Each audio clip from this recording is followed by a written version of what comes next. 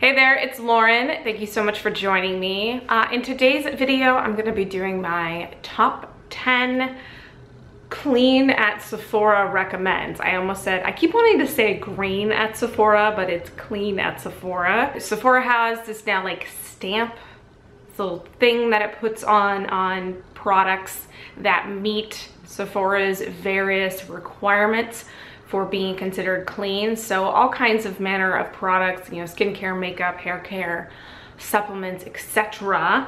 Definitely not as, I think, exclusionary as like places like Credo and detox markets. You know, they have quite a variety of things that you wouldn't normally see kind of at those kind of places, like brands like Origins and Tatcha. But regardless, it's now like a dedicated thing that Sephora is doing. And supposedly they're gonna start having build outs about Clean at Sephora, as well as just like wellness build outs in stores.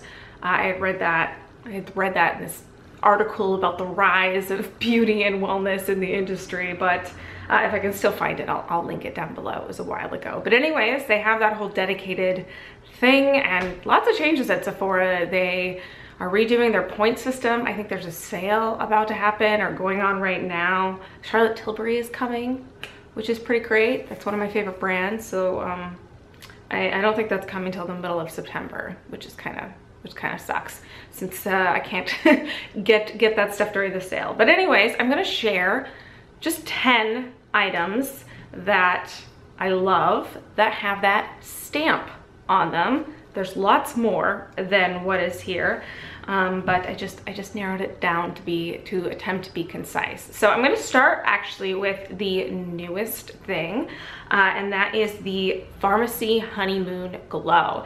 Farmacy actually sent this to me 3 or so weeks ago. This showed up at my door, and this is their new AHA Resurfacing Night Serum. I almost said night cream, but it has a blend of different AHAs and BHAs and different sort of natural exfoliants in where like they are extracted from, you know, stuff from like willow bark and honey and a few other places, as well as it has hyaluronic acid in it, and then their patented echinacea green honey. I have only used this for about 3 weeks, so, you know, take what I'm saying at a grain of salt, but I really like this.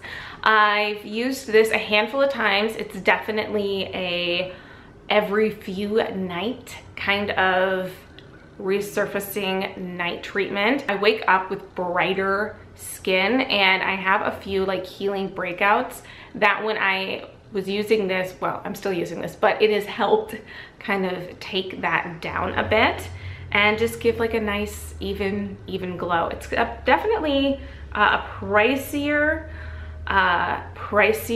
guy. I think it's around $58. I'm not entirely sure because I did get this for free, but I would say that this, I have seen similar results to Good Genes, which I absolutely love, which is a lactic acid, and this is a blend. I think it's like a 14% blend, so it's quite a guy, but I've seen similar results from using this so far. So of course, like always, I will eventually update, but I really like that. So that guy is now out. The next thing is an old staple that I've talked about a million times, and that is the Indie Lee CoQ10 lotion toner. This is in the old packaging. There has been a redo in terms of the Indie Lee line. New packaging. I haven't felt it, so I don't know if it's still glass, but she also started having like symbols on the packaging to denote what like area in the routine, and she's released a bunch of new products. There's an eye cream that's at Sephora, and then there's a few other products. There's like a new cleanser and like a day cream. I don't think those are at Sephora yet. The day cream seemed interesting. The eye cream has alcohol as the second ingredient, which is unfortunate because alcohol and me don't get along, especially in the eye area, so yeah. Oh, and I saw that she redid the formulation on the Rose Hip Cleanser, which really sucks because now I think it has alcohol in it now, or fragrance. don't remember off the top of my head, but it's no longer pink. It's been reformulated, which sucks. But anyways, I'm talking about this guy, the CoQ10 toner. CoQ10 naturally occurs in our skin. We stop producing it as much as we get older. It is one of the things that helps with collagen production, which is one of the things that makes you look young. Antioxidant, really nice. Gone through countless bottles of this stuff. Great toner, great in an anti-aging routine. Lovely, lovely scent. Love that guy. And then this guy, I know I've talked a bit about my until I got off the phone with my mom recently. She's Canadian and I always start picking that stuff up.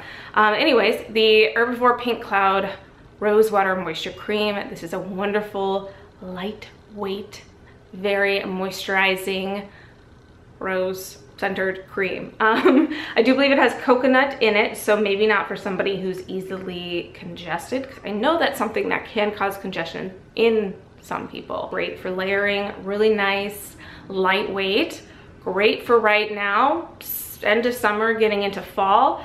Probably won't be quite enough colder we get, but really wonderful for layering and mixing in with oils if you want something more intense, like this guy, the Youth to the People Super Berry and Hydrate and Glow Oil. This is a wonderful oil blend. It has a bunch of different like super berry, antioxidant rich berries in it, or actually just fruit in general, goji, prickly pear, etc. High in vitamin C, omegas, very moisturizing and absorbs really, really fast. So love this stuff. Have talked about it a bunch. That's why I'm not like focusing too deep on it. And then I have two mask loves. The first one is the Tatcha Radiance C mask. This is a vitamin C and exfoliating mask. So it's brightening in two ways. It's brightening from the vitamin C that you get, as well as it gives a gentle exfoliation. It is a very, very luxurious feeling and smelling mask. I have like one use out of this. This is like kind of like a special occasion mask for me because it is a pricier item, not stripping, not drying, actually leaves my skin very bouncy and hydrated after.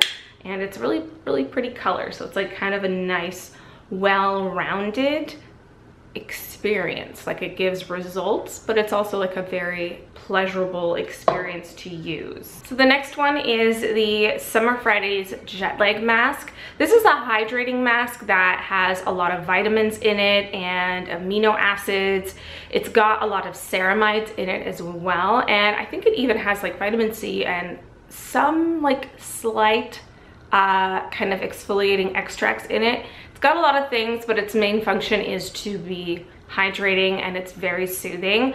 I have tried this quite a bit as a mask, but I actually mainly use this as a moisturizer, especially in like very dry, uncomfortable times. So I actually haven't been reaching for this for about the last month or so because it's been quite hot and sweaty.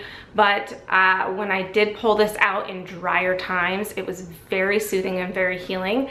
And I think will be really good getting into like colder, drier times for just being like a straight up moisturizer at night and during the day. And you only need like the tiniest bit. So as a mask, I don't necessarily find it like the most cost effective, because you know you're going to use a really thick layer and then take that off. But as a moisturizer, you just need like the tiniest bit and you can thin that out, and it does a lot. A lot of it goes, or a little bit of it goes a long way, and it sits really nicely underneath makeup. One perfume I wanted to mention, and it is the James perfume from By Rosie Jane.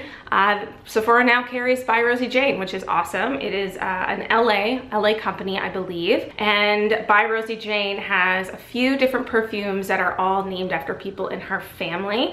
And Sephora not only has the perfumes, they have the smaller sizes, I think the lotions, and the candles, which is pretty cool. But James is my favorite out of all of the fragrances. It's really like, I was about to say mature, but I know saying that word in terms of fragrance doesn't necessarily come off well.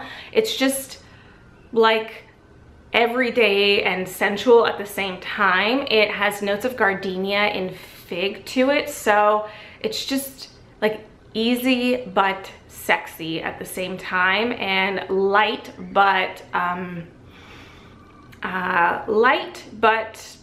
oh gosh, describing scent can be so hard. It has a lightness to it, not like how like Glossier You I find has like quite a lightness, even though there's a musk. I find that this does have like a freshness to it.